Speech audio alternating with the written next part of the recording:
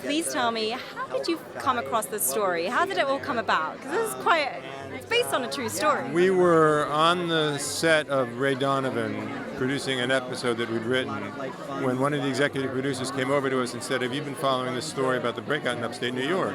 And we said no. He said, go check it out, go look at it. So we looked at it and immediately fell in love with the story. Yeah, we had an outline for the entire series before they were caught and captured. They were only on the run for 21 days, so then it was basically, from that point on, it took 3.5 years until it was finally on TV. Okay, that's pretty exciting. Did you feel, whilst you were in the process of researching and hunting around, did you feel like investigators at any point?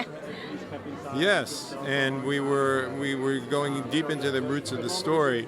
The great thing that happened to us was that a year to the day after the breakout, the State Inspector General of New York State released her report on the breakout, and that became our Bible. It was the way she had the whole story of how it happened, how they broke out, the tools they used, the time it took, and that was the basis for the reality of the show. And we also had to be like investigators because we actually met David Sweat, who Paul Dano plays, who is a convicted murderer, one of the two guys who escaped, and all three of the main characters there's no victims in our story. I mean, these are all people who've done really bad stuff. 2 murderers and a woman who basically asked those 2 guys to murder her husband.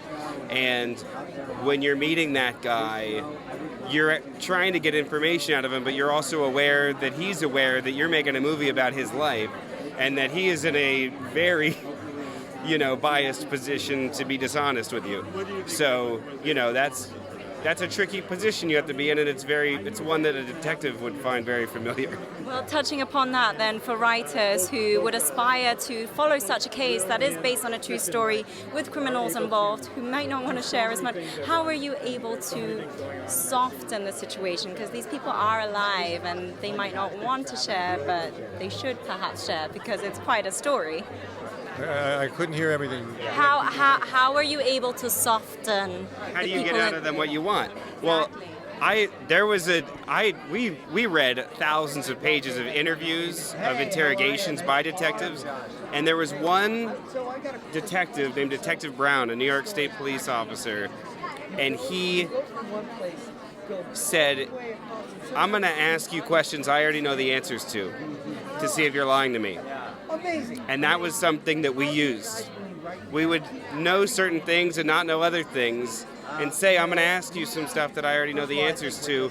That's a good way to get someone to be honest with you and also, by the way, if they lie to one of those questions, now you just know to take everything they're saying with a grain of salt, and you're looking for, some sort of hints at what might be the actual truth. That's a really good tip right there. Well, congratulations on the nomination. How does it feel ultimately? It feels great. You work for a few reasons. You work to make something. You work to earn a living, and then you work for your ego. And you work also. I think it honors the whole production. It honors everybody who worked on it with us. We got 12 nominations, so the honors spread around the company. It's especially,